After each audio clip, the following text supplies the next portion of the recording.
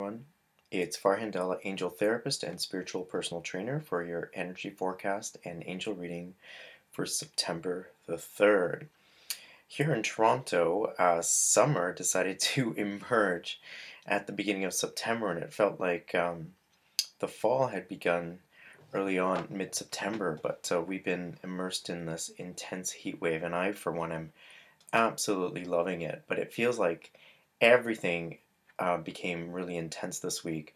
We had a super full moon just this past Saturday night, and I, for one, noticed some intense emotions, not just me personally, but people all around me. And many posts by lightworkers around the world on Facebook were also making note that people were feeling intense emotions. It was quite the roller coaster ride, and some of which is still carrying on this week. And I noticed that many people are still processing a lot of the stuff that surfaced.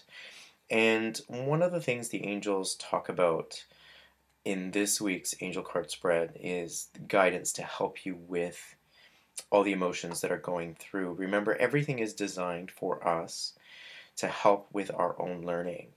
And sometimes when we're not paying attention, it's almost like situations and circumstances literally have to come directly in front of us, smack us in the face, or it's like somebody turned the volume of the music up so we can hear the lyrics loud and clear.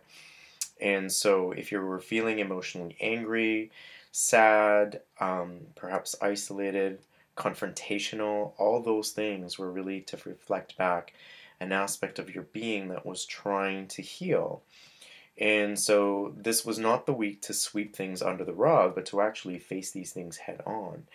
And so the angels talk about how this um, this week was really amplifying sometimes in situations of drama, and to get clear and come back to a place of feeling whole and light, we need to eliminate negativity. And drama is a negative situation and circumstance that only attracts more negativity. And so, what that allows us to eventually do is make some decisions about the types of people, situations, and circumstances that are acceptable to us. And in order for us to do that, we need to establish what our healthy boundaries are. So none of this wishy-washy stuff. Get really clear about your boundaries and state them, affirm them, declare them.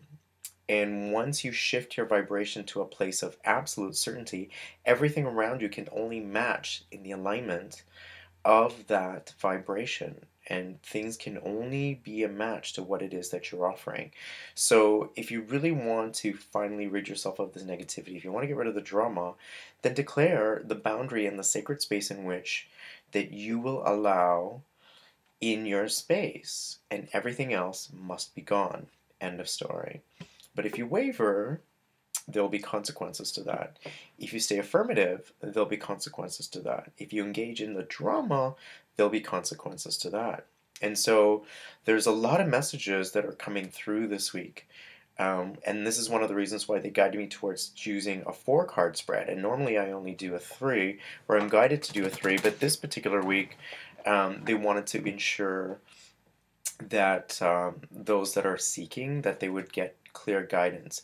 And if you pick card number 1, the first thing the angels suggest is to get outdoors. And this message comes from Archangel Jophiel. And what this does is it helps to neutralize some of the heaviness that we're carrying around and clears our energetic space. We always feel good when we're outdoors in nature. Like, I know, especially in Toronto, our time outdoors can be limited because of weather conditions. And when I am able to get outside, get fresh air, I automatically start to feel better. And when you're caught up in drama or in heavy emotions, anger, sadness, and all that, and you're trying to get clear, an easy thing that you can do is get outside, because what nature will do is help ground you quite literally. Just the fresh air, being in nature, being around water, trees, any type of nature, seeing the beauty in the environment almost brings you to a whole new place of being. And that is very cleansing to you and will allow you to get better objective about what to do in the predicament or situation that you're in. It's not that you have to decide overnight to make decisions, but at least it'll give you a chance to debrief and let go of some of the heaviness. And then when you're in that better, clearer state, you're also better able to receive the guidance that the angels are offering you. Like, have you ever tried to talk to someone who's really stressed and upset? They're not hearing, and you're no different. So it's best to try to stay as clear of a vessel as possible. Take good care of yourself, exercise and eat right, but spend time in nature as well, and that will help. Okay.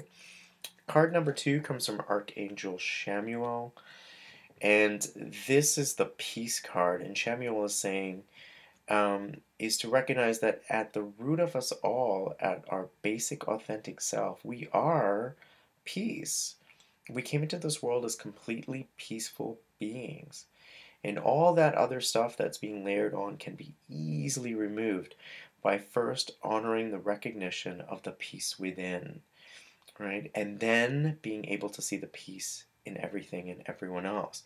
Now, if you declare a boundary of what is acceptable to you and what is not, that doesn't mean that we can't honor the peace within everyone else. It doesn't mean that you have to let the abuser back into your life or the ex back into your life.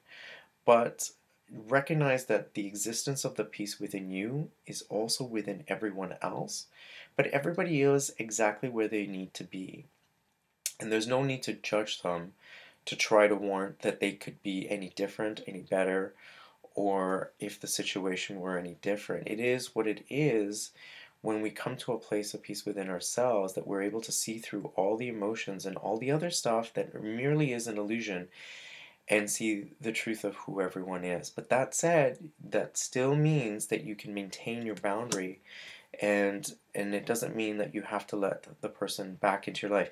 It doesn't mean they're off the hook for what they did. It doesn't mean that it's right, but it allows us to come from a place of absolute unity consciousness and oneness consciousness, and not separateness, because it's seeing the continued aspect of what divides us that adds to the negativity and the separation and the arguments, etc., etc. And the third card is from a message from Archangel Zachiel, which ties into the second card, which is to be compassionate. And to, again, as I said before, as the angel said before, is to see that everyone is where they are and to honor and respect where they are in their journey. And again, like I said, or the angel said, not to judge it, but to come to a place of compassion and just empathetic and understanding. And most importantly, to be also compassionate with yourself. And this is like the key message here, is that some of the emotions that are coming up, the anger and all that, is really self-directed, and it's self-directed judgments, and it's self-directed inflicted punishment. I wish I was, I wish I had, I wish I'd done, I wish I had, etc., etc., etc. I'm not good enough. All that stuff are just self-inflicted judgments, and the angels are saying to come from a place of compassion and to recognize that wherever you are, you're meant to be, but also to honor and give yourself credit for everything that you are and everything that you've become, and that you are doing really good work. There's so much to celebrate in your life, and just try to be more kind to yourself. Let go of the self-inflicted judgments and I should have and I could have and I wish I had and all that stuff, because really, how is that serving you? A really good exercise that you may want to try is to write a real open-hearted love letter to yourself, and that is not necessarily egocentric, but what that allows you to do is open up the gateway towards the channel of self-love. And what better way to do it than to actually write a love letter to yourself? So I'm going to leave you with that task for this week. Just start with a few paragraphs, and you don't have to finish it the first attempt, but work at it progressively, add to it as you go along the way when you think of things, but just open up your heart to be able to receive self-love. And as you do that, watch the channels of all forms of love come to you, be it material, divine, spiritual, etc. But start with self-love and just watch how all your relationships and the dynamics change. And last but not least, card number 4 is from Archangel Raphael. And this is another reminder to turn over all your worries, your fears, all that's burdening you, the heaviness, over to your angels. Your angels are here to walk the path of your life from the time that you were born to the time that you die. And the guardian angels and the archangels, sorry, are the managers of the guardian angels, but you have a multitude of divine support at multiple levels, and you're not alone. There is no, isolation is an absolute illusion.